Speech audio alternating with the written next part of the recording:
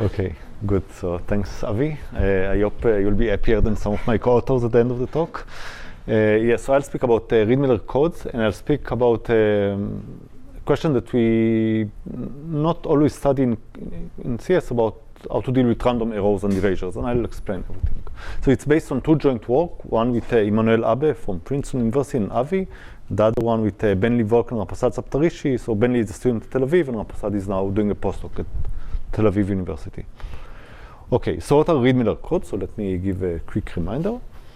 So it's a code for correcting errors. So in a code, we have the space of messages and the space of code words. So the messages are basically polynomials. And in this talk, we'll only speak about the field with two elements, even though it holds for any field, any finite field. So a message is a polynomial of degree at most r. So you can think about a message as the list of coefficients of that polynomial. And the encoding of a polynomial will just be its truth table, or the list of all its values on all 2 to the m assignments. So we have m variables, and over F2 there are 2 to the m assignments. So we take a polynomial and we encode it by giving its complete truth table. So this gives, I mean, it's a linear map, of course, right? I mean, this map is linear in the coefficients of F. So it maps so the image is a vector space, and we can ask what's the minimum distance between, can we give a lower bound on the distance between any two code words? It's not hard to prove that since these are degree R polynomials, then every non-zero polynomial is at least that many non-zeros. Okay, so the minimal distance between any two code words is at least 2 to the m minus r. So again, 2 is the field, m is the number of variables, and r is the degree of the polynomial. So in this talk, n will be the length of the code word, so n is 2 to the m. Okay, that's the number of parameters. Okay, so this are Reed-Muller code, and we denote this family by rm, m, comma r. M is the number of variables, and r is the degree. Okay, so this will be the object that we'll speak about in this talk. Okay, so here's an important matrix for us. It's called the Sierpinski matrix. And think about as the columns are indexed by elements of 0, 1 to the m. So there are 2 to the m columns. And rows are indexed by monomials in the m variables. So there are also by multilinear monomials, right? If you're working over F2. So there are also 2 to the m columns. And each row contains the truth table of the monomial, or the set of evaluations. So think about a white square as a 0 and a black square as 1. So this is the constant 1 function, and this is the end function that is only 1, 1, 0. Okay? Now, what is so since the code is linear, there is a basis for the code, and the basis is given by the rows that correspond to degree R monomials. So, for example, here we get the linear code, which is the Adamart code, right? We have the constant function, and it's a bit hard to see, but this is x1, x2, x3, x4, x5. Okay, so we have the linear the linear functions. Sorry? Fine. Yeah, I mean, linear fine function. So this way we get the generating matrix for the Reed-Muller code. So what do we mean by generating matrix? A message is a list of coefficients, so you just multiply the message from the left. So you take a combination of the rows, and you get a truth table of a degree R polynomial. Okay, so questions? Great. So what do you think of R in respect to M? So it depends. I mean, this talk we'll think either about R as being, usually we'll think about it as either very small or very large.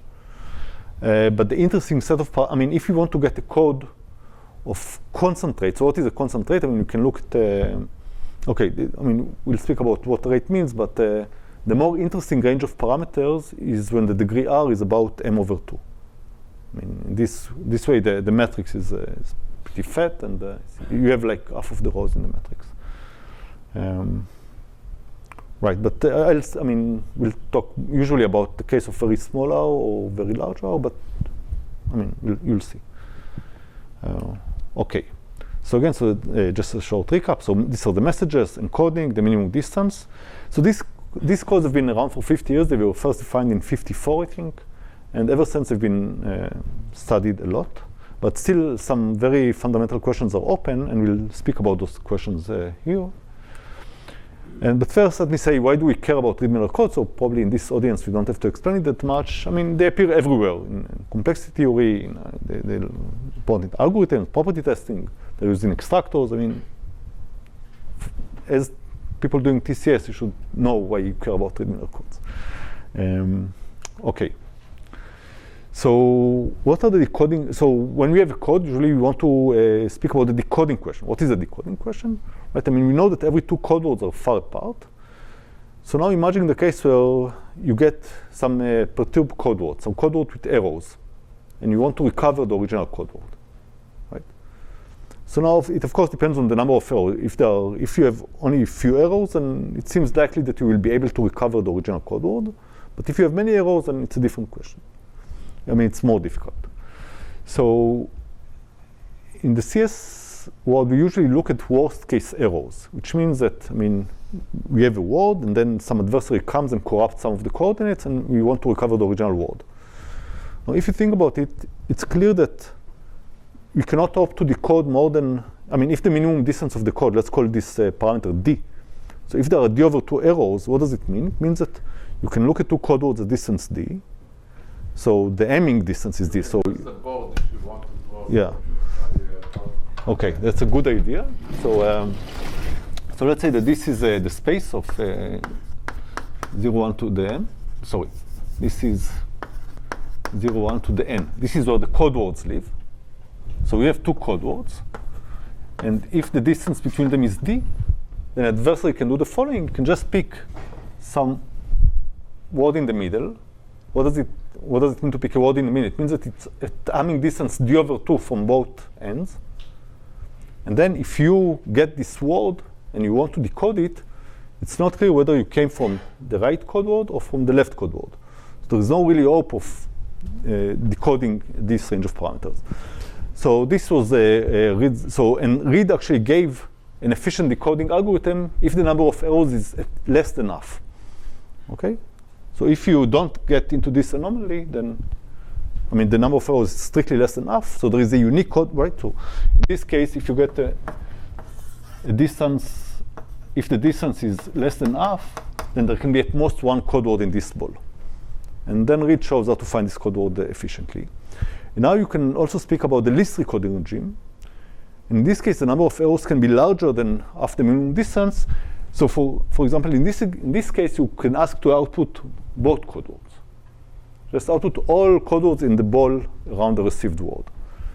And there was a list of series of works, starting with Gopal, Clavens, Zuckerman, and more recently Baumwijk and Lovett, that show that if the number of errors exceeds twice the minimum distance, then the list of possible code words can be very large, can be super polynomial. So there is no hope for a polynomial time algorithm in this case. So actually, there's a small caveat here because these results speak only about a constant degree, but it's probably true for all degrees, and also maybe even it's up to the distance, but 2 times distance is certainly a safe upper bound given our current knowledge.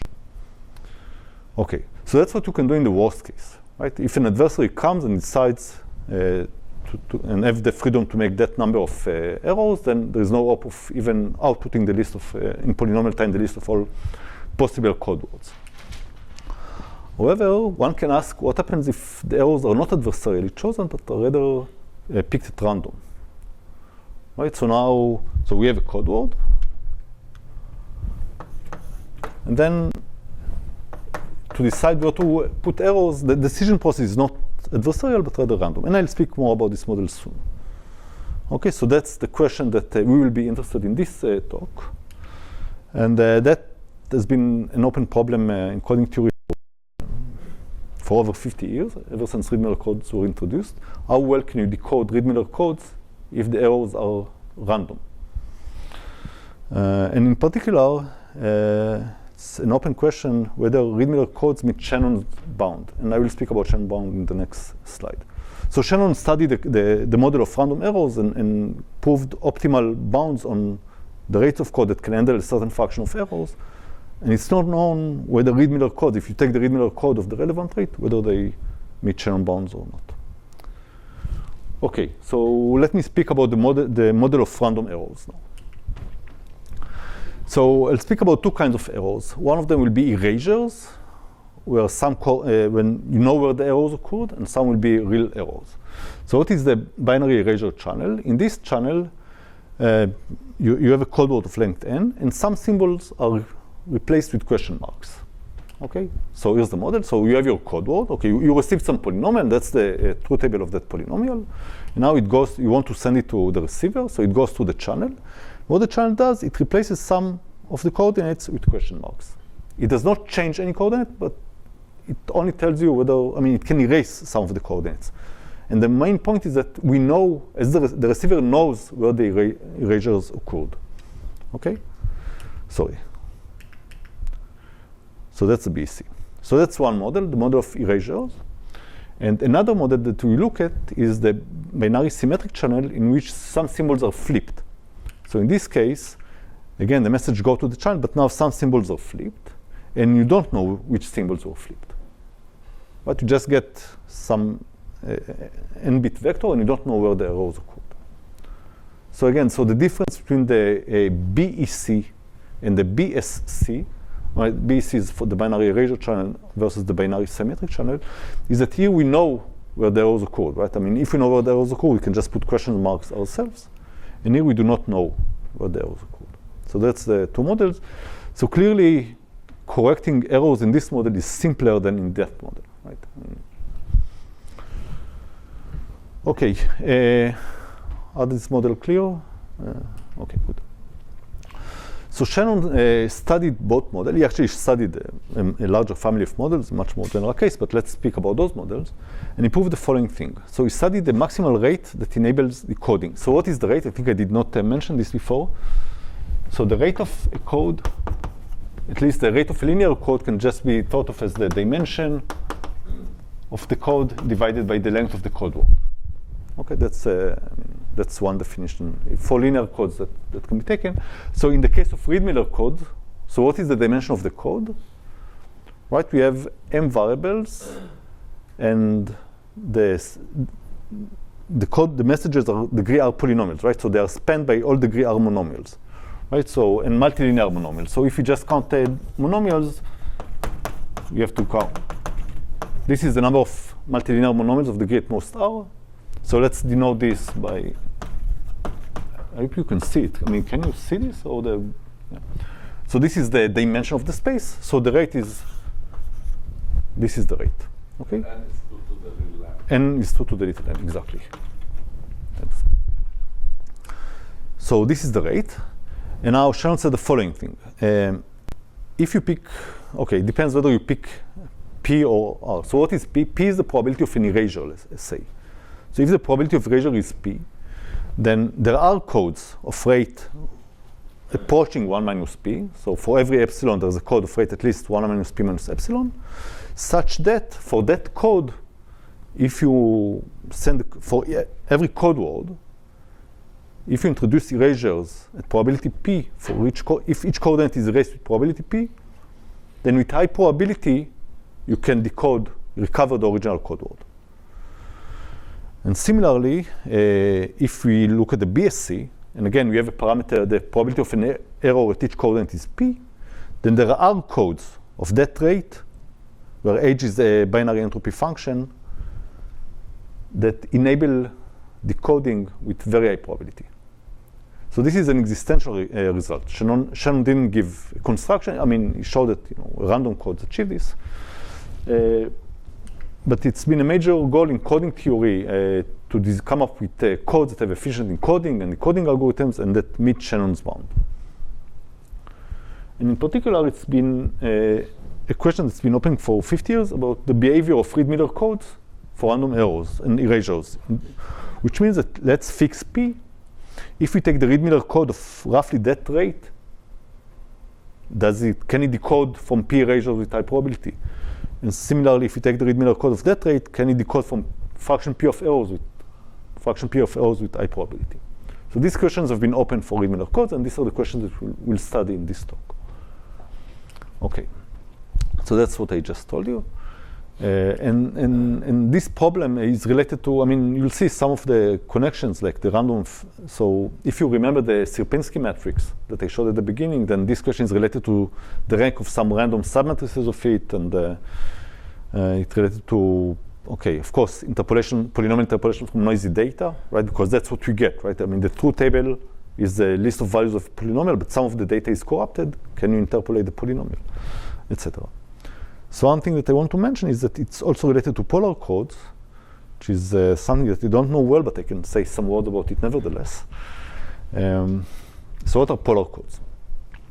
So polar codes were introduced by Arikan in 2009, and in some sense they're similar to Reed-Muller codes in the sense that to get the generating matrix of a polar code, you start picking rows from the Sierpinski matrix. So at the beginning, you pick the heavy rows, which correspond to low-degree monomials. But then at some point, you start picking different rows, according to some process. And this process is about, it's not very, it's a natural process perhaps, but it's not very easy to describe.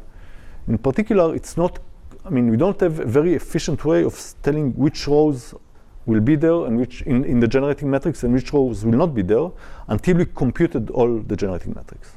There is no like log space, very explicit algorithm for describing the generating matrix.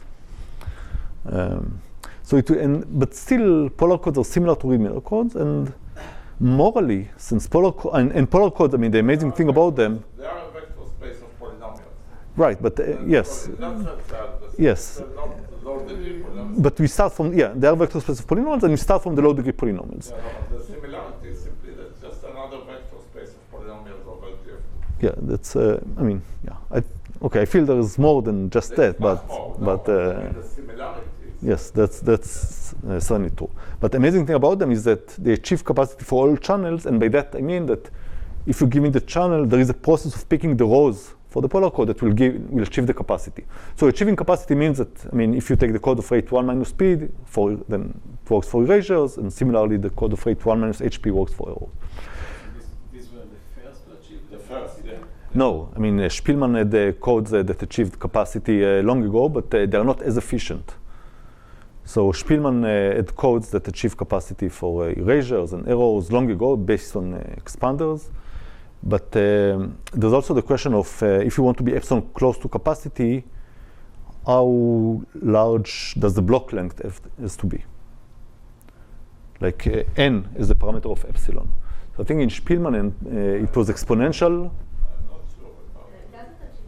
It does achieve capacity. Sorry? It just what? Concentrated constant distance. No, I think it achieves capacity. You are talking about the paper, the tornado code. No, Shpilman. You just take. You can tweak. Forney certainly did it, and also Shpilman did it. There were. Maybe I cheated, but I taught that last semester. But maybe I cheated. I do that a lot. Yeah, there's some. Okay, we've calculated. Yes. Okay. Calculation is fine, but does it achieve capacity? Yes, it achieves capacity. But the dependence on the distance to capacity is exponential, like 2 to the 1 over epsilon or things like that. So there were codes achieving capacity, but they're not considered practical for any purpose. And also the decoding, you have to do some decoding in brute force, which is okay because it's only in 1 over epsilon, and then do something more algebraic.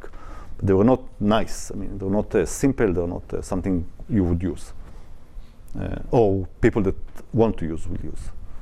Okay, it will not. So okay, right.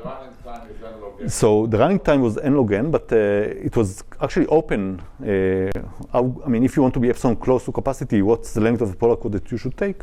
But recently it was proved. I think one paper that did it was Venkat and the Shu. It was. Do you remember, Michael, the name of the? No, it's like a student of Venkat with Venkat, I think. Yeah, I remember the person's face. Okay, so. You could add a picture. So anyway, Venkat and a student proved that if you want to be epsilon close to capacity, it's enough to take polar code of length polynomial in n. And also Kodekar, I think, proved this. guy from EPFL that it's enough. So it was not known, but now it's known that polar codes, if you take them of length polynomial in 1 over epsilon, then you get epsilon close to capacity. And the decoding and encoding are n log n, but again, it's not strongly explicit as we would like, in the sense that to construct the generating matrix, I mean, you basically have to go, it takes polynomial in n time. It's not easy to describe the generating matrix. In n. N, not m, n, yeah. So for coding it's okay because polynomial in the broad length is sort of okay. Yeah, but it's still too mysterious. I mean, it's like for every channel you do a different. I mean, there's no easy way of describing what you get. So I think, I mean, that's an interesting question. Yeah. So in particular, it will be very nice to work with Reed-Muller codes. I mean, we also understand them, and well, maybe they're as good as polar codes. And apparently, there are also some experimental works trying to compare Reed-Muller codes to polar codes. And they show those works that Reed-Muller codes do better than polar codes. But in some sense, I mean, I don't know how much you should rely on those works because, I mean, they work with Reed-Muller codes on 10 variables because otherwise things explode too much. So when you have 10 variables, it's not clear whether degree m over 2 and degree squared m and degree 2 log m, how you can distinguish between those two numbers. So it's, I mean, I don't know what lesson we should draw from that, but yeah. But anyway, Arkan himself said that, well, polar code reminds him of Reed-Muller code, and it's interesting to know what Reed-Muller codes do. And it was also conjectured that Reed-Muller codes achieve capacity for the erasure channel. And for the symmetric channel, I think that it was conjectured that they do not achieve capacity, but now after our work, it's conjectured they do achieve capacity. But we'll see what we can say about it. Okay, so what our results are. So here's one slide. So these are the results from the paper with Abbe and Emmanuel. And let me explain what the table, what it stands for. So we have two channels. One is the erasure channel, one is the symmetric channel. So erasures and arrows. And we have two very extreme range of parameters. That's what Ran asks. So very low degree and very high degree. Okay? So what we can prove is the following thing. When the degree is low, it's like little o of the number of variables, then Reed-Muller codes achieve capacity both for the erasure channel and for the symmetric channel. Okay? So, okay, perhaps I should say something. This is a bit unusual setting of parameters. Usually when people in coding theory speak about achieving capacity, they speak about the case where the rate is constant. Now, to have constant rate, it means that this ratio between m, this sum of binomials, and 2 to the m should be constant. For this to happen, you have to sum roughly up to r equals m over 2, right? Plus minus quote.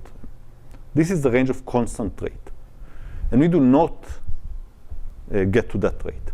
It only works where r is little of m. So in this range, actually, you have to be a bit more careful when defining what capacity means. Because, for example, if the rate is almost 0, you cannot allow yourself additive error of epsilon. So, I mean, but there's a way of defining things correctly, and you can show that under the right definitions, you achieve capacity. Now, for the case of very large degrees, so here the rate approaches 0. Here the rate approaches 1, right? Because the sum of coefficients is almost everything. So you can show that for the erasure channel, it also achieves capacity in this range. So when I say that this is r, it means that for every r, at least that number. And here, for every r, at most that number. So it achieves capacity for the BEC. Now, for the symmetric channel, I mean, this v is also a square root, right? So we don't know how to show that it achieves capacity, but we can show that you can correct square root number of errors that a capacity achieving code would do. Okay? So if the code would achieve capacity, you would be able to correct roughly m choose r many errors, roughly, okay? And what we're able to show is that you can correct that many errors.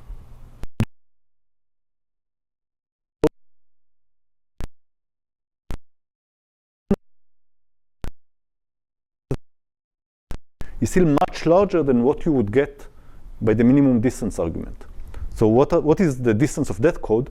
So you remember the distance of the code, we said it's 2 to the m minus the degree of the code. So if you write the degrees m minus something, right? So 2 to the degrees, well, 2 to this number. And you can check that this is much, much larger. It's like, this is like m to the degree. Yeah, this is like, yeah, 2 to the square root, and this is like almost m to the square root. Right, so. And all the decoding algorithms are efficient? That's an excellent question. So yes and no. So in this work, it was only an existential result. What do I mean by that? Okay, I'll speak about this soon, but given a corrupted word, you can define something that's called a syndrome, which is, I mean, I'll define it soon. And what we showed is that, what we proved in this work is that for that range of parameters with high probability, that syndrome is unique, which means that information theoretically, there is, if you go over all possible code words, you'll find the unique code word. And in the work with Ramprasad and Ben, we actually gave an algorithm, an efficient algorithm for correcting that many errors, which I'll present. So BEC is always easy. We'll explain this. This is solving a set of linear equations. And here, we have an efficient algorithm, but not all the way, but up to square root. But, I mean, we'll speak about, I mean, for the erasure channels, as we will see, algorithms they're just linear algebra, but here it's more, I mean, it's one algorithm that works for those cases. Okay, and now, so yeah, prior work. So before work, there were not much prior work on capacity. I mean, things were known for degree 1 and degree 2, but not much more than that. And following our work, there were 2 beautiful papers that were done simultaneously, independently at the same place. Yeah, I mean, that sounds like a contradiction, but that's what happened. So a work by Kumar Fisser and Kodekar, Mondelli, Sasoglu, and Urban K that I think they also joined the papers, and it will appear in the next talk. And they show that actually for the binary Reed-Muller codes achieve capacity at constant rate. What is constant rate? So we have little o of m here, or m minus little o, or m minus roughly square root m. So they show that for degrees around m over 2, you get capacity. Okay, so I'll later show you a picture that describes exactly what we know and where. So this is the, I mean, if you care about coding theory and not about selling our result, then this is, I mean, constant rate is the really interesting range of parameters. So this is, yeah, that's a great result. And the proof is very different from ours. It's a beautiful proof. But for the BSC, it doesn't say much, just for the erasure channel. Okay, now let me focus a little bit about what's going on here. So what we actually proved, so this is what we said, that it's decodable for many errors, but not capacity achieving errors. And the way we proved it is we actually proved a general theorem of the following form, that it connects decoding from erasures to decoding from errors. So what we proved is that if there is some erasure pattern, what do I mean by erasure pattern, right? If you have your code word and you erase a certain set of coordinates, then that set of coordinates is the erasure pattern, right? It's just the characteristic vector of the locations where the erasures happened. So if you have some erasure pattern that you can correct in that code, so this is like the code degree, then the same pattern, but now if you make errors in that pattern, you can correct it in a different Reed-Muller code. Okay, so it shows some strange connection between patterns that could be corrected as erasures in one code to patterns that can be corrected as errors in a different code. And I will actually prove that when I give the algorithm. I will show you how it works. Yeah, so, and this generalizes to any linear code. So in the result with Emmanuel and Aviv, this was, I mean, we used this to prove an existential result because, for certainties, we show that those codes achieve capacity for the binary erasure channel, which means that every pattern of certain weight is coded with very high probability, and that implied that all those patterns can be corrected as errors for that code. And in the later paper with Ramprasad and Ben, we made this algorithmic.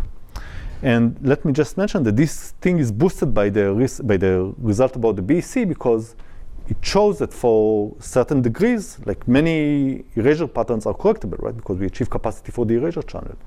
And this implies that for other codes, you can correct many errors.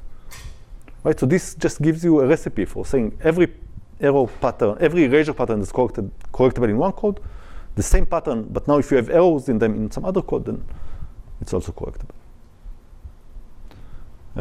Yeah, you'll see the reduction. It's yeah, I think that's something new, and it works for any linear code. So like M2 to square root because these yeah, right.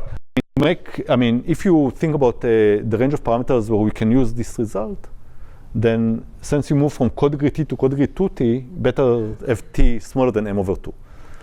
So if you look at our Reed-Muller code of degree m over 2 plus square root m, say, then this translates to something about Reed-Muller code of degree 2 square root t, or something like that, or square root t over 2 or whatever. Okay, so yeah. Good. Okay, so let me show you the picture. So this picture, think about it is the following way. This is the x-axis stands for r, okay, the degree. So this says that when r is little of m, then we achieve capacity for the BEC. And when r is around this range, we also achieve capacity for the BEC. And the result of Kodeker et al. Show that you also achieve capacity for the BEC when r is around that range. But still notice the holes here and here, which we don't know. Okay, so I think it's a very interesting question to find and unify all the techniques to find one proof that shows that Reed-Muller codes achieve capacity for all degrees. Even in our paper, the techniques here. Yeah, I mean, the proof here, I mean, all those red regions have 3 different proofs. They're just they're completely different. Now, what it implies about correcting errors, what is this yellow? Ah, it's here. Okay. Okay, so remember, we said that if you have an error pattern that's correctable in Reed-Muller code of code degree t, sorry, an erasure pattern that's correctable in Reed-Muller code of code degree t, then the same thing is correctable in Reed-Muller code of code degree 2t, but now with errors. So basically it tells you that that range, now I mean, that's the code from code degree 0 to code degree m over 2, you now extend it to the entire range. And this is what you get as a result, that up to degree square root of m, you can correct roughly that many errors. And that's a polynomial time algorithm. So it's like 1 minus literal of 1 times this number of errors. So again, so what does it mean? It means that if you have a polynomial of degree square root m, and someone comes and corrupts nearly half of the coordinates, so each coordinate is corrupted with probability half minus literal of 1. Right? So I mean, if we corrupt the coordinate with probability half, then you get a completely random vector. Right? So you cannot opt to do anything.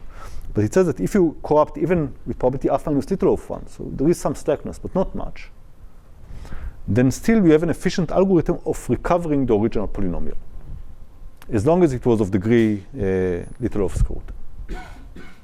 Okay, and that's an efficient algorithm, and I'll show that algorithm today. Similarly, in that range, I mean, so this blue area is what comes from this region, and this region is translated to that region where okay, I wrote the result in terms of the minimum distance. So we can correct roughly the minimum distance to the log m many errors. And if you remember, in the worst case, you can correct up to half the minimum distance. And even if you want least decoding, it's twice the minimum distance. So this is super polynomial in the minimum distance. And again, it's with an efficient algorithm. And if you believe that Reed-Muller codes achieve capacity for all range of parameters, then the same algorithm that you give work, it can correct roughly that many errors where rho is the relative degree. But never mind about that. Okay, so what was known before that? So Dummer and I always keep forgetting the other name. Do you remember the Susenko maybe? Anyways, yeah, maybe I'll check when we finish the talk. So collection of works by Dummer and Kortos show that again, how to correct roughly from fraction half of errors, half minus 0 of 1, but only up to degree log of n. So we actually achieve degree square root n, which is much larger. And for the other range of parameters, it showed how to correct d log d many errors, well, I mean, and again, it worked up to co-degree log m. So we show like a super polynomial number of errors in that number, and even in that range, we get better result for every degree, assuming that Reed-Muller codes achieve capacity. Right. So I hope that this picture makes sense. And still, I mean, these black holes are just open questions. I mean, every point there is a different open question, but it's one open question for all of them. Okay, so these are our results, and now let me say something about the proof and how you can think about those questions. So let's speak about what does it mean to decode the BEC. So that will also show why, if you can decode, you get an efficient algorithm. So the question about decoding BEC are related to the reduced order equivalent to questions about rank of submatrices of those that evaluation matrix that I showed you. So the first question is, so we have two kind of questions that we need to answer if we want to understand the decoding capacity of Reed-Muller codes. So, so remember we have this matrix that whose rows correspond to monomials and columns correspond to vectors from 0, 1 to the m. Now we ask the following question. If we take a random set of columns, which is slightly less than the number of rows, okay? So you almost pick a square submatrix, but slightly less columns than rows, then is it likely that those columns are linearly independent? Of course, if you picked more columns than rows, then they would be dependent, but if you pick slightly less, then is it? And if you think about it, if we were working over the real numbers and not just looking at 0, 1 to them, but like random points at which we evaluate monomials, then the answer should be yes, of course they are. I mean, right? I mean, you don't get dependencies over the reals. But because we are working over GF2, this question is more difficult. So that's one question we need to understand. And if the answer, and for every degree R for which this answer is positive, you show that the Reed-Muller code of that degree achieves capacity for the BEC. Actually, that's the code degree, but never mind. And a similar question is now you pick more columns than rows. So now you cannot hope that they will be linearly independent, but you can hope that they will span the entire column space, right? Because you have more columns than you need for a basis. And that's exactly the same, the second question. So a positive answer here shows that Reed-Muller codes of degree R achieve capacity for the BEC, and here it shows that the Reed-Muller code of degree R, degree m minus R, achieve capacity. And I will show you the connection in a second. And we give positive answers. I mean, these are the questions that we study, and we give positive answers for very high and very low degrees. And the other works, I mean, they take a completely different route to proving that Reed-Muller codes achieve capacity for the BEC. So it's very interesting.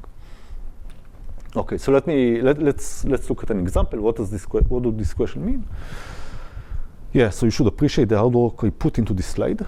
So that's a generating matrix of individual insertion of each one. Yeah, I would like to say that I wrote a code that does that, but I mean, I don't think you'll be fooled. Yeah. Yes, it was individual. So actually, I mean, the good thing about Reed-Muller code is a recursive structure, so I did it recursively. Much more impressive slide. That's Emmanuel did. I only copied it. Yeah, I mean, yes. Yeah. Right, so that's 2 to the 4. So that's like we have four variables. Sorry, so that's like all 16 vectors.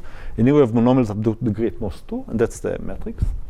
Right. So the two questions that we ask is, if you pick a set of how many? 1, 2, 3, 4, 5, 6, 7, 8, 9, 10. So we have more than 10 rows, I hope, right? Yes, we have 11 maybe. Right, 4 choose 2 is 6, plus 4 plus 1 is 11. So if you pick, say, 10 columns at random, are they linearly independent? So that's the first question. And the second question is that if you pick, let's say, 12 columns at random, do they generate the entire column space? So these are the two questions that we need to understand. Now, what's the relation to decoding from BEC? So what happens? Let's say that we have a message, right? I mean, what's the process? What goes on, right? You have a message, and you multiply it by the generating matrix, and you get a code word. And then the code word goes into the erasure channel, and some coordinates get erased. And the question is whether, given that information, can we recover that vector? So what is the information that we truly have? Look, everything is linear here, right? So we want to solve a set of linear equations, and what information do we have? We have the non-erased coordinates, right? So when can we solve this set of linear system? We just need to look at the submatrix corresponding to those columns and know that it has full rank. And that's it. If it has full rank, I mean, there's a unique solution. Otherwise, there's no unique solution. That's as simple as that. So that's the question that if you take enough columns, so the number of non-erasures is more than the number of rows, and if you know that a random set like that spans everything, then you can solve this set of linear system. Okay, now let's move to the other question. And for the other question, we need to introduce the parity check matrix of a code. So what is a parity check matrix? So a code is a linear space, so you can also define the linear space by using its dual space. So a parity check matrix code is a matrix such that a vector is a code word if and only if it's in the kernel of that matrix.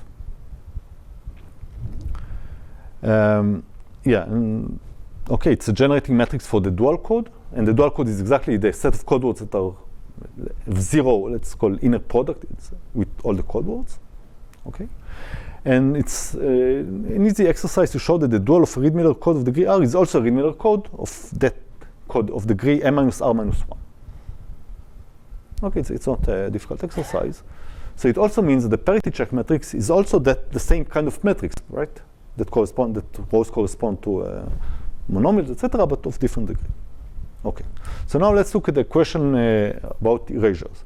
So, right, given a vector with erasures, we want to somehow fill up those missing coordinates. Maybe you want to say that just the code is defined simply as all vectors that give inner product 0 with the parity check. Yes, I mean that's that's yeah.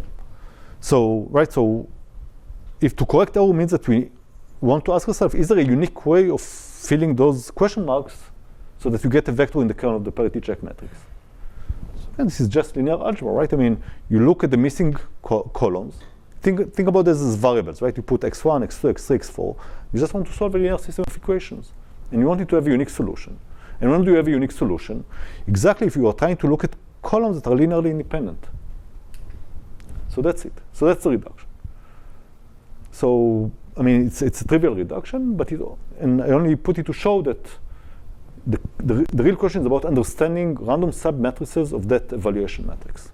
And it's clear that if those columns are linearly independent, then solving this is polynomial time, right? Just solving a linear system. So whenever we can, an erasure pattern is correctable, it can be corrected efficiently. And you can also check whether it's correctable or not by just solving a linear system and seeing whether we get a unique solution or not. Okay, so that's the reduction for the BEC. And now let me say a word about how we approach the questions about the low rate. So remember, for low rate, we achieve capacity both for the erasure channel and for the symmetric channel. And the whole idea is to look at the weight distribution of Reed-Muller code. So what is the weight distribution? So there was a beautiful work of Tali Kaufman, Shachar Lovet, and Eli Porat a few years ago that gave tight bounds on the weight distribution of Reed-Muller code. Now, what is the weight distribution of Reed-Muller code? It's exactly that question. I mean, we look at the Reed-Muller code and we ask how many code words of a certain weight are there in the code. You can, of course, ask many versions, right? How many code words are there of exactly that weight, etc. So all these questions are about how the weights of code words are distributed. So Kaufman, Lovet, and Porat gave an upper bound on the number of code words of any weight, basically. So if you phrase it like this, you look at, well, this is the maximal weight, 2 to the m. And what would you expect a random word? What would be the weight of a random vector? It will be roughly half, right? So now if you look at weights smaller and smaller, you can expect that the number of code words having that weight will go to 0. And indeed, they prove that if the weight is, goes down like this, then the number of code words is, well, if this is the size of the code, it goes down exponentially fast, depending on R and M and B. So that's, of course, J. That's not exactly the bond, but that's roughly what happens. It's sort of really amazing that this question was also. And this question, yeah, this. People tried to. Yeah, this question was open. Almost nothing was known, and they introduced beautiful techniques. And if we have time at the end of my talk, I can also say something about all those things are proved. But their bound work for constant degrees. They were not able to get a result beyond constant degree. And and what we were able to do in this work is to push the degrees R up to a constant, like m/4 or something like that. And these techniques are specific for Reed-Muller? They are based on polynomials. They use the fact that you have polynomials. They look at derivatives and yes. But maybe there's a more general setting in which this can be framed. We somehow use the knowledge about polynomials. Right, and now what does it mean? Why is it so good to have such good bounds on weight distribution? Because as I said, if you look, just look at how quickly it decreases. So it means that the majority of the code words are of weight roughly half. Now, what did Shannon prove? Shannon proved that a random code achieves capacity with very high probability, right, for both BEC and BSC. And if you look at the proof, it's basically only based on the fact that the code is random, right? So the code words are random, but the distance between code words is roughly full, right? That is around n/2 for any two code words, around that number. And this bound says that, well, Reed-Muller codes are almost random codes. Most of the weight is around half, and if you go to lower weights, well, there are code words of lower weight, but there are very few of those. So you could somehow hope that if you have such strong bounds on the weight distribution, then the code will still behave like a truly random code. And indeed, using the weight distribution, you could prove that such bounds are enough to show that you can achieve capacity for the BEC and the BSC. And because of some calculations, we are only able to do it, to use it for degrees little o of m. It is also not entirely clear whether if we prove better results on the weight distribution, whether we'll be able to push it to constant rates or not. But perhaps to linear in m, maybe to r, which is omega of m, not just little o of m. Maybe this is also possible. So it's very interesting also to improve the bound that we have on the weight distribution. And the proof is basically that, that you just run through Shannon's argument and show that things work. Yeah, so maybe you could say just a bit more. Yeah, so I was hoping. Usual story with union bounds. Yes. You have some error probability and you take a union over a set, and hopefully the size of the set is smaller than the error. Right. But this is in random codes that just happens. With just one union bound, the errors are sufficiently exponentially small to take a union bound over everything. Here, because some code words some distances are close, it's just not true. The error is not small enough. But luckily, because of these bounds, also the union you need to take over them is not too big. So right. You have to do this defined union bound where you bucket things according to the size and the error. Yeah, it's. For example, I can tell you how it goes. For the BEC, for example, remember we had this question that we look at the matrix and we pick more columns than we need, and we want to show that they span everything. They span the entire column space. So this is like saying that there is no vector in the dual, right? If we look at the columns that we picked and we look at the span, we want to prove that there is no vector that is perpendicular to all of them. Maybe I'll draw it on the board, right? So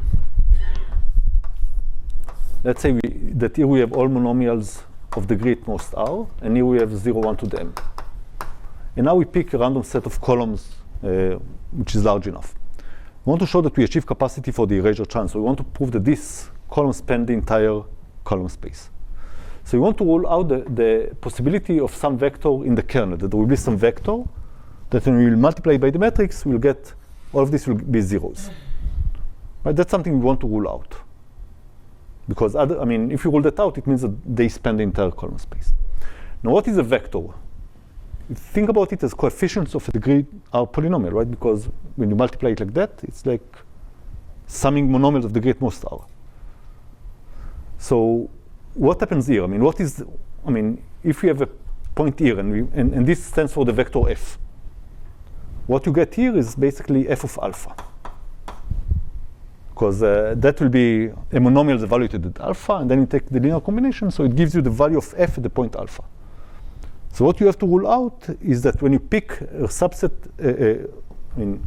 a set of points from 0 on to the m, like roughly you pick slightly more than that number of points in 0 on to the m, then there is no degree R polynomial that vanishes on all of them. So how do you prove that? Well, you can say, look, let's consider polynomials that have roughly half ones and half zeros. If you pick that set at random, the probability that such a polynomial will vanish on all your points is exponentially small, right? Because if the polynomial get the value 1 for half of the values in 0, 1 to the m, then the probability that you pick zeros and zeros of that polynomial is exponentially small in the size of your set. But the problem comes from polynomials that have very few ones, right? So every polynomial has at least that many ones. So the probability that you miss a 1 is pretty high, right? That's the probability of getting a 0. The probability that all of what you do is zeros, I mean, it goes down also exponentially. But if you just try to do the union bound, then you'll run into troubles. But now, what this bound tells you that most of the polynomials have weight roughly half, so it's very easy to hit all of those. Now, as the number of ones goes down, it's harder to hit those polynomials, but then there are fewer of them. So if you plug this bound into this simple Chernoff thing, then you get a result. So that's the way weight distribution are used to prove that we achieve capacity for the erasure channel. And for the errors, it's a different calculation, but still something like that. This bound only works for F2, right? So the error improvement. There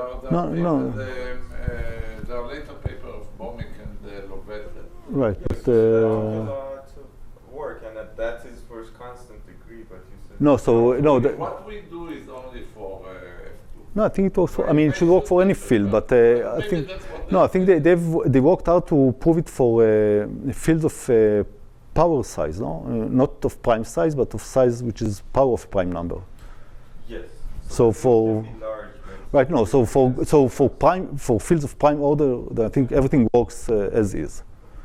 Just for the other kind of fields, I mean, it's more recent, and we didn't look at those. Right. We did not do something. We extended from constant to almost linear, and for F2 only, and then they. Yeah, but I think the same argument works for every p, which is prime number. I don't know about. We did not look at the powers of primes. And I just mentioned that this connection between strong bounds on weight distribution and achieving capacity was observed before, but there was no code for which such good bounds were known. So it was, in some sense, I mean, an observation, but it was never applied until that work. Okay, great. So let me say a word about how do you prove this weight distribution. So that's the result, roughly. I mean, it's not a result, it's a cheat, but something like that. So I'll describe the idea of the proof of Kaufman, Lovett, and Porat, and then I'll say what we change. Everything will be very abstract and very high level, but that's what goes on. So we want to bound the number of words of small weight. So the weight of a word is the number of ones it gets. So, okay, having small weights means being very biased. I mean, very few ones and lots of zeros. So the idea is that such a polynomial can be approximated by its derivatives. What do I mean by that? What is you look at a discrete derivative of polynomial. That's a way there's a simple definition of such a thing, and it gives you a polynomial of 1 degree less. Now, as you start taking derivatives of a polynomial, the weight grows by a factor of 2 at every time. Right? But so if the weight is something like this, then you can take B derivatives, say, and still get biased polynomials. Now, it's not hard to show that if you start with what is a discrete derivative? Let me maybe write it down. A discrete derivative of polynomial at direction y is just, and point x is just that value.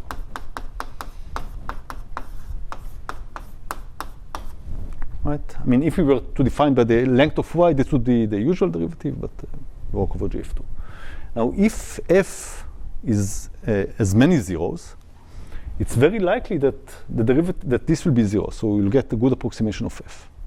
I mean, it will be equal to f many times, right? For many y's, because f is usually 0. So, of course, some derivatives will give you a different value because this can be 1, but many of them will give you 0. So if you sample many derivatives and take the majority of their value, then you're likely to get f of x. So it means that f can be very well approximated up to small error by some of its derivatives. And the point is that derivatives are lower degree polynomials. Now, the more biased f is, you can take more and more derivatives, right? Because now you can take second derivative. So second derivative will involve 4 elements. But it's very likely that all other 3 elements will be 0, right? If f is a very slow weight. So you can show that if f is very low weight, then you can take many derivatives of it, higher order derivatives, and still get a good approximation of f. Now, what's the point? The point is that there are much fewer polynomials of degree r minus 10 than polynomials of degree r, right? It's basically, instead of having that dimension, you have only r minus 10 here, so it's a much smaller number. So if you do, okay, so maybe I'm running too fast. So so we said that f can be approximated by few derivatives. Now, if the approximation is good enough, then you can actually tell what f is, right? Because you take the derivatives and you get some approximation, and now you say, okay, I get a function, and I know that the original polynomial is close to that function. But if the distance is much smaller than half the minimum distance, then that polynomial is unique. So if you can very well approximate f, you can actually compute f, maybe in a complicated way, but f itself is a function of a few of its derivatives. So what Kaufman, Lovett, and Porat did, he just counted the number of such representations. What does it tell you, right? What we said here is that if f is a small weight, then you can represent it as some, maybe complicated, but some function of, say, 10 of its derivatives. So how many possible f's are there? Well, you just have to count to say how many 10 derivatives can you have. Right? You just do the counting argument, and that gives you upper bound on the number of polynomials of small weight. So you sample a few derivatives that then take like majority? Yes, it's a fixed function. You don't have to yes. even do it. Yes, it's But not yes. just one derivative. No, you need to take 10 derivatives. So how do you define 10 derivatives? I have to tell you the directions they took, and then I have to tell you which polynomials of degree r minus 10 I got, etc. And now if you count all the degrees of freedom that you have, you get a very small number, much smaller than the number of polynomials, and this gives you roughly that bound. So projection into a small set. Yes. The usual way of proving out the bound. Right. And that's what Kaufman, Lovett, and Porat did. So what did we do differently?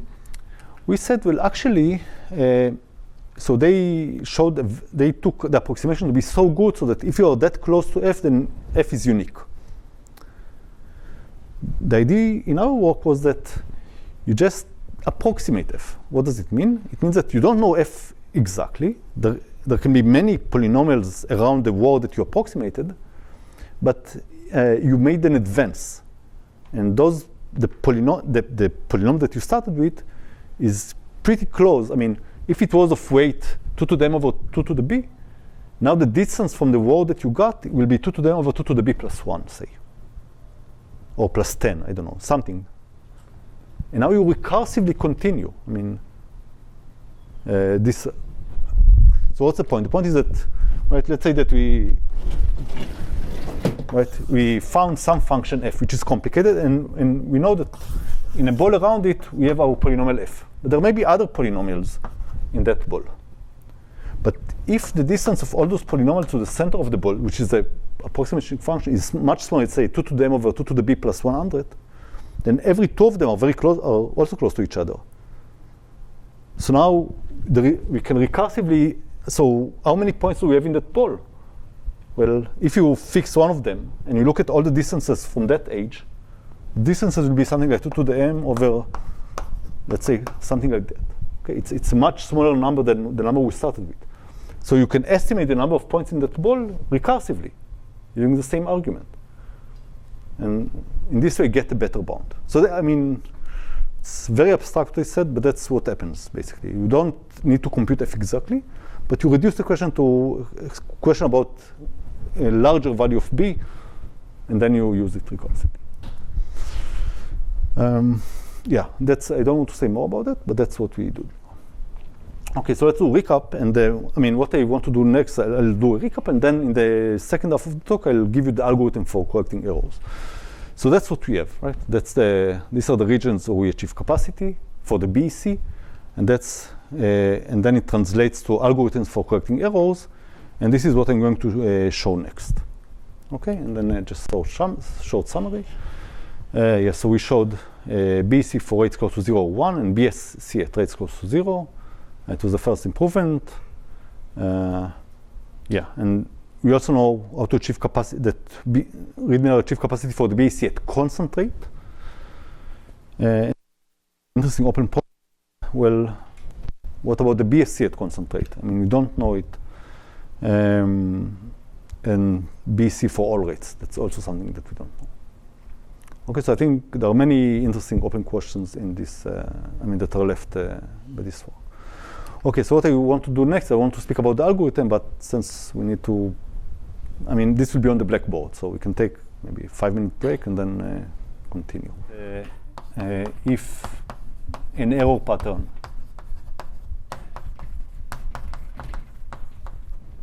U, so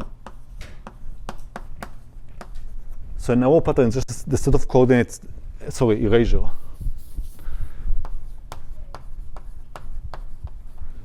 Hey,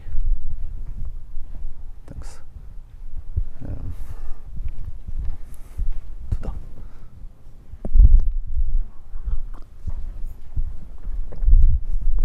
Great, so we want to prove that if an erasure pattern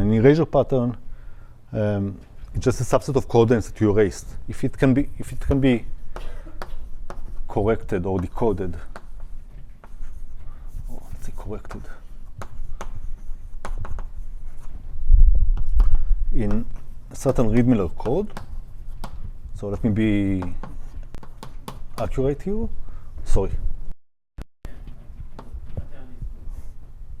No. Sorry. No, it's a subset. It's a subset. It's like, right? It's evaluation point. That's a point where you evaluate, right? It's a vector in 0, 1 to the n, and it's a subset of, right? So if it can be corrected here, then the same pattern with errors can be corrected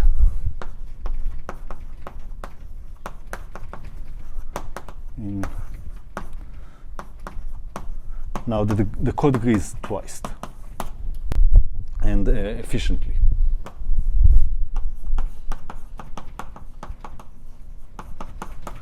So up to this word, this is a theorem from the work with Emmanuel and Aviv, and that word is the result with Ramprasad and Ben.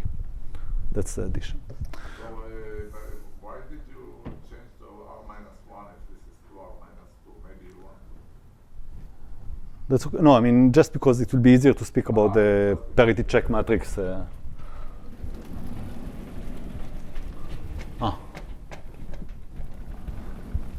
Okay, so that's what I want to prove. So the idea is, okay, let's, and we do it by looking at the parity check matrices. So let's see what it means. So let's try to understand what this condition means. So let's move to the parity check matrix. So because of the properties of the dual code, the parity check matrix of that code is the following. So here we have monomials of degree at most r. And here we have 0, 1 to m. And so for a monomial m and point alpha, what we have here is m of alpha. Okay, so that's a parity check matrix, that Reed-Muller code. Now, what does it mean that an erasure pattern can be decoded? Well, if you remember the reduction that we show is that if this is the set U where erasures append, then those columns are linearly independent. Okay, so let me write it. So U can be corrected if the columns index. Oops. If you call the matrix something like H, then it's Yeah. So Yeah, that's H. Call it H sub U, but I don't think I'll use it further. But anyway, index by U are linearly independent. Okay, so that's I mean what I showed you earlier. Okay, so that's the information that we have. And now we want to correct some things from error, right? So what are what do we have to look at? So now we have to look at the code of code degree 2r minus 2, right? So let's look at the parity check matrix of that code.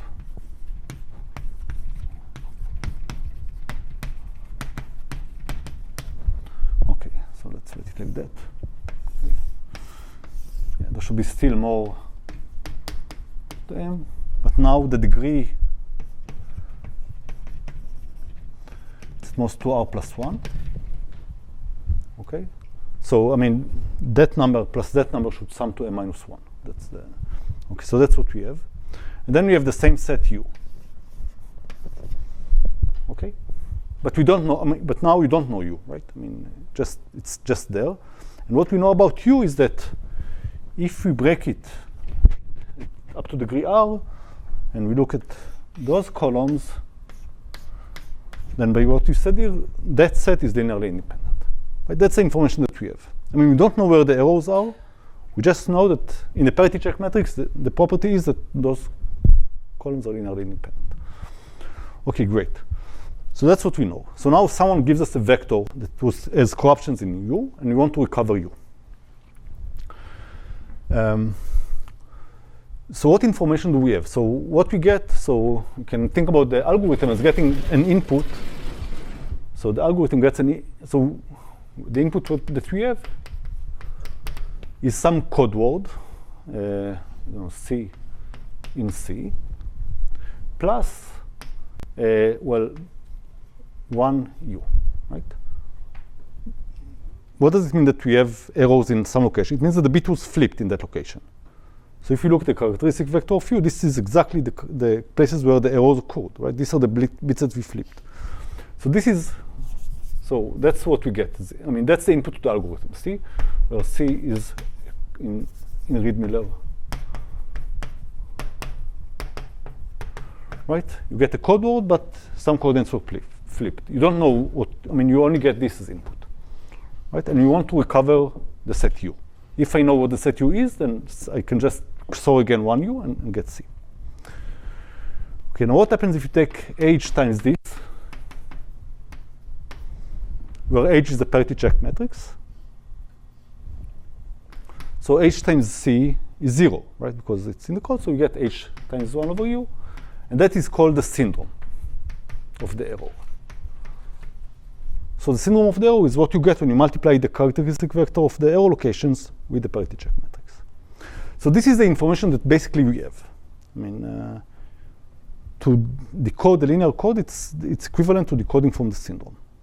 So okay, so somebody gives us that vector, and what is the length of that vector? It's of length, I mean, you have a coordinate for every monomial of degree at most 2r plus 2. And from that vector, you have to somehow recover U. Now, what are the coordinates of that vector? So this is a very long vector. And for a monomial M, what is the information that you get? So you sum up those columns. So what do you get at the row corresponding to M? So at the point alpha, you have M of alpha, right? So basically what you get is that the M location is the summation over all U's in U of MU. Right? That's what we have. That's the mth location of that vector.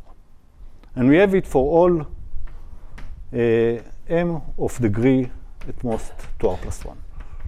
Right? So this is the information that we get. For every monomial of degree at most 2r plus 1, we get the sum of the evaluations of that monomial on the locations of the errors. And now we want to show that from that this information, we can recover the set U. That's what we'll do next. Okay, so goal, let's recover U, right, from that set of, right, from that vector, from syndrome, from that vector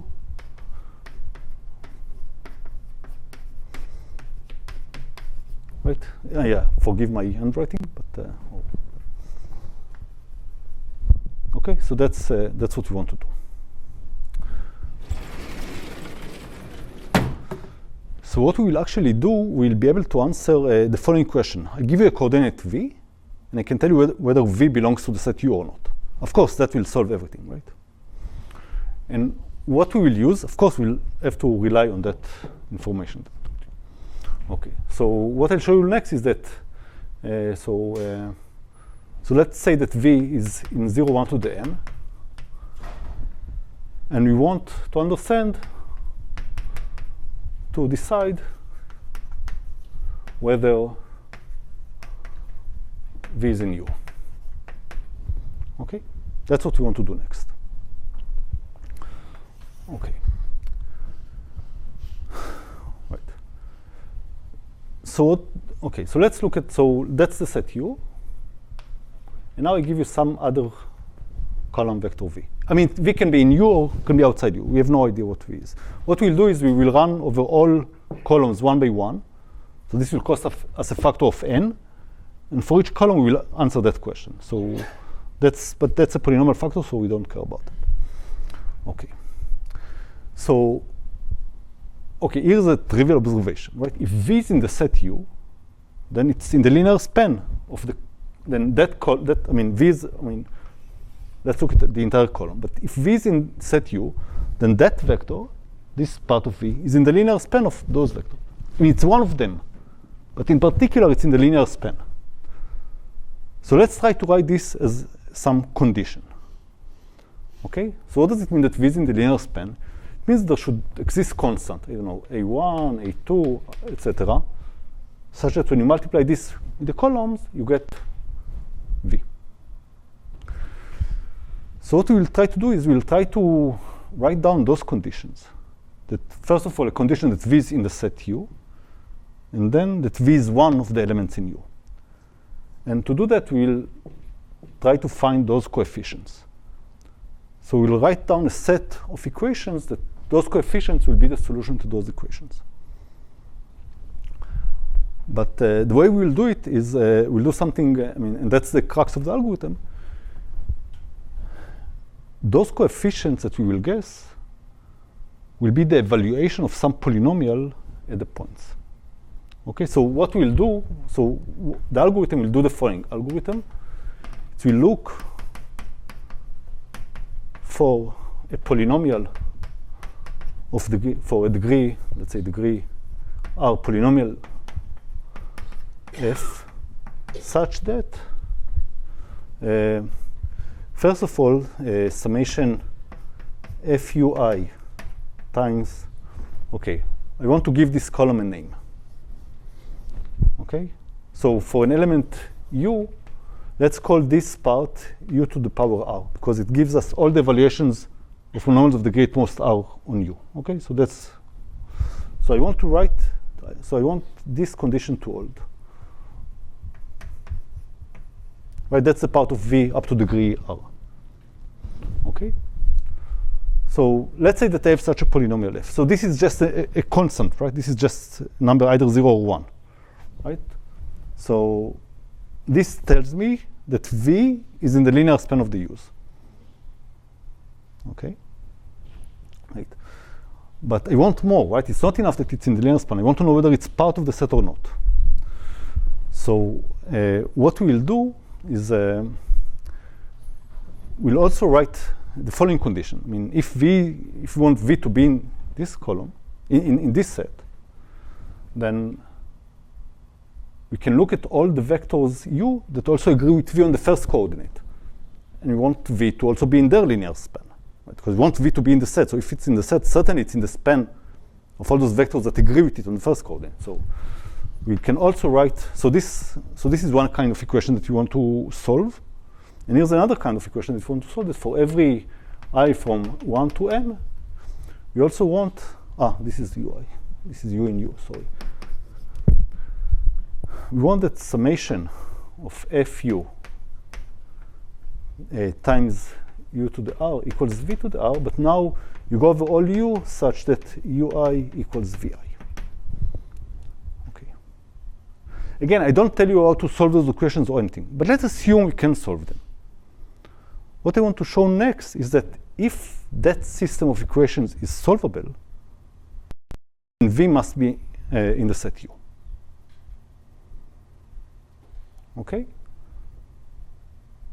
So again, I want to show, I mean, I set up two, okay, it's not clear what's linear equation, but just two systems of equations here. I want to claim that if there is a polynomial f that satisfies those things, then V is in the set U. Is it clear that for V's in U is false? Exactly. That's a great question. That's another question that we have to understand, right? But let's say that it's solvable and then see that it gives us what we want, and then we'll answer that, okay? Okay. This tells us that that vector is in the linear span here, right? Because it is a linear combination. This equation also tells us that it's in the linear span, but you don't need all the vectors in U, right? It's enough to take all those that agree with V on the first coordinate, right? So let's say that those are the vectors that agree with V on the first coordinate. Then we know that they span V. But we also know that the vectors that agree with V on the second coordinate span it. But now remember that we assume those columns are linearly independent. So if you get the same linear combination in two different ways, it must be the same way. It cannot be two different ways. So the set that agrees with V on the first coordinate, and the set that agrees with V on the second coordinate, and the set that agrees with V on the third coordinate, they're all the same set. I mean, you get the same linear combination. So if you take the intersection of all those sets, well, it's a vector that agrees with V on all coordinates, so it's V. So you really use the fact that this set is linearly independent and that we get n different ways to write V as a linear combination, so they all must be the same way. And the only way there can be the same way if there's a vector that in all of the sets, and only V's on all of those sets. Okay? Yeah, so that's,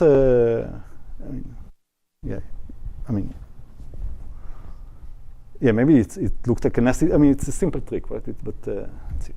Okay, so now let's go to Avishai's question. So, of course, I told you that if everything is solvable, I didn't show how to solve it, but if it's solvable, then it means that V is in the set, right? That's the only way.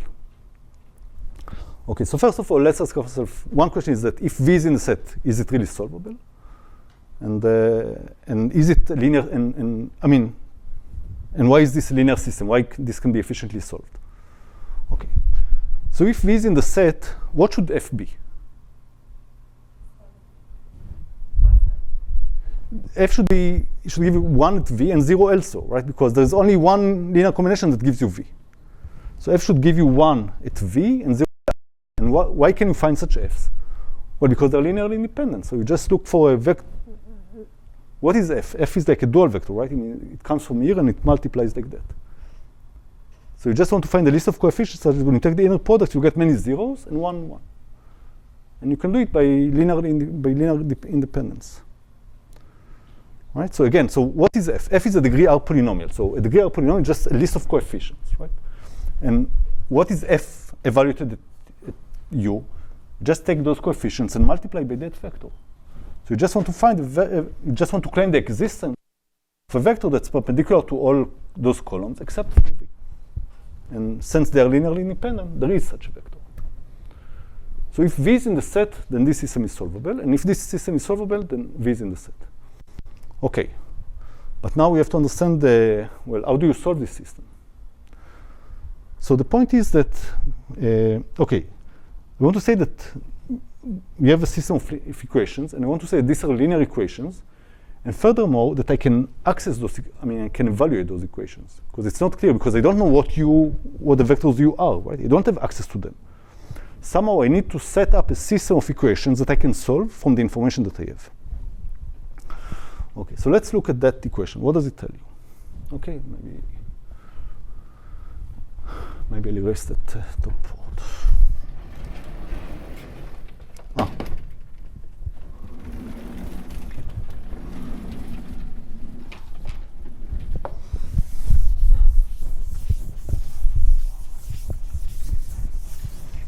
Okay, so what is the first equation that we have? The first system says the following, right? Fu times d to the r equals f of v. Okay, now let's write f. So what f is? F, just a summation of some coefficients times monomial. Right, that's f. So what does this equation tell you? These equations tell you, wait.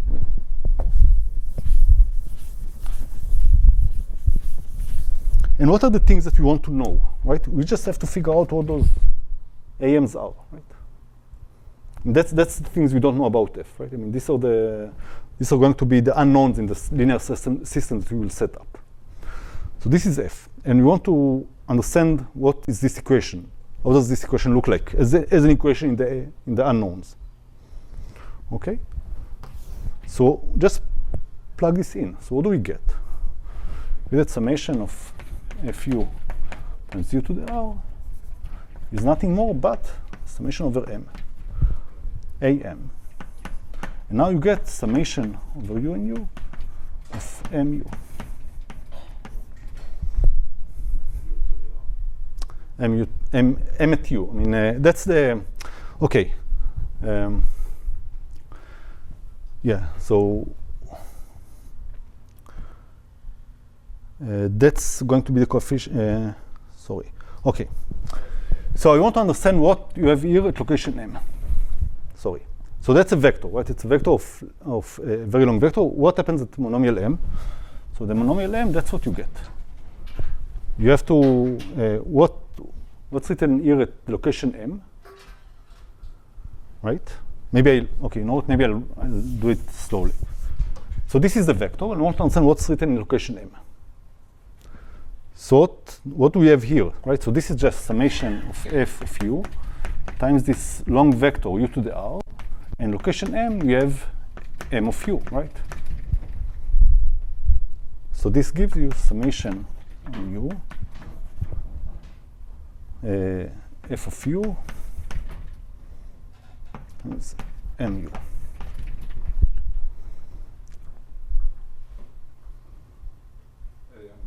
Sorry, I'm getting confused. Sorry. U and u. So what is f of u? Okay. I have two m's and I got confused because they're not the same m. Okay, let's write it. So you have summation on u of u. Now what is f of u? It's a summation. Maybe I need a different letter than m. T.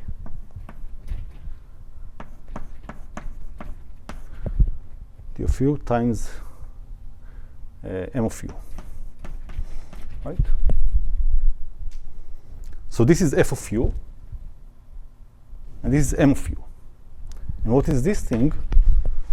It's just a summation over u in u of, so it's a summation over t, a of t, times, and now summation u in u of t of u times m of u. Okay, that's what I wanted. Bye. Sorry, so I should have looked at my notes, but I just did not. So again, so we want to look at that vector and ask what do we have at the mth coordinate. And we want that value to be equal to the value that you have here at the mth coordinate. Okay, so what is that value? Just do the summation. So here at the m coordinate you have m of u. And this is multiplied by f of u. Now what is f of u? This is f of u, just sum over all monomials evaluated at u. Right? Remember, f is, yeah, maybe I should use t, right? But anyway, degree, you sum over all degree m at mu star, right? So I use maybe t. But that's f. And then you multiply by m of u. And now if you just rearrange things, you take this summation of the t out, you get that thing. Okay, so what do we have here? These are the unknowns. Okay, these are unknowns. And what is this value? Well, we have t times m. So this product is what? It's a degree to our monomials. To our monomial, right? T times m is a degree to our monomial. And notice that here we have summation over all u's. And this is exactly the information that we have from the syndrome, right? Because what does the syndrome give us? The syndrome gives us the summation of, okay, m is overused, but for every monomial of degree at most 2r plus 1, you know that sum. That's exactly the information that you get from the syndrome. So you can basically, so for every t, you can get, okay, this is unknown. This is something you want to find out. What is the coefficient of that unknown? It is just a value that you can read from the syndrome. Okay, so again, so let's look at that equation.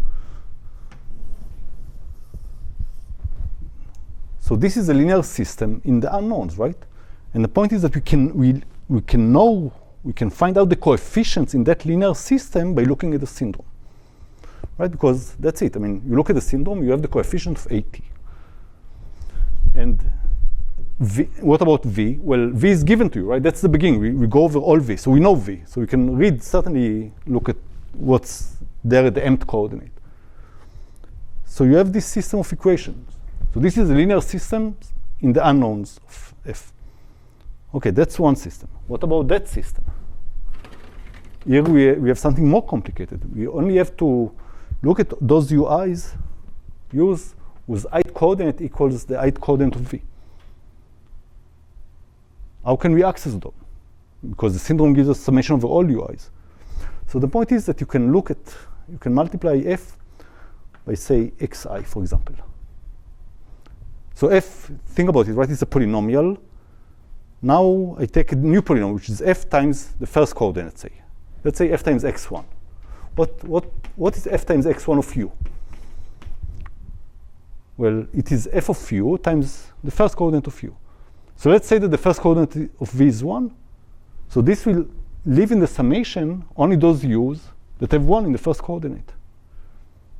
And what if the first coordinate of v was 0? I would multiply it by 1 minus x1. Okay, so now instead of a degree r polynomial, I will have a degree r plus 1 polynomial. But then here, instead of degree 2r, I will have degree 2r plus 1. But that's fine, because that's how we defined everything, so that we have access to degree 2r plus 1 monomials. So again, so this you get by simply looking at at that equation. To get access to all those u's that agree with v, you just tweak f a little bit. You either multiply by x1 and you get a new system, then you multiply by x2 or 1 minus x2, you get a different system, etc. And all those systems, these are linear equations in the unknowns, which are the coefficients of f. And the point is that looking at the syndrome, you get access to those coefficients. That's why you need the syndrome, to set up the linear system. Once you've set up the system, then as we said, it's solvable if and only if v is in the set U. So the whole point and all work is setting up this linear system, understanding what the coefficients are. And if you think about it, there are many more equations than unknowns, right? What are the number of unknowns? So just the coefficients of f. Any such system is already that many equations, right? Because f is m choose r, or at most r coefficients. Every such system has m at most r equations. So we have many more equations than unknowns, but we don't know which equations are the important ones. But we do know that the only thing that solves the entire set, that the entire set is solvable if and only if v is in the set. And then you solve it, you get, you don't even need to get f, right? Because you know that the solution exists. If you can solve it, then you don't care what the solution is, you know that v is in the set. So you set up the system, you just try to solve it, you solve it, you check v is an error, you didn't solve it, v is not an error. And that's the algorithm. Yeah, so yeah, perhaps there were a bit too many calculations, but it's just a linear algebra at the end, and the whole point was just showing that, okay, so the message is that this thing is solvable if and only if v is an error, and secondly, that this is actually a linear system that can be computed given the syndrome. And once you believe those two claims, then that's it. Yeah, I think, I can speak more about the weight distribution if you want, but perhaps it's a good time to stop here and look a bit tired. And yes, okay.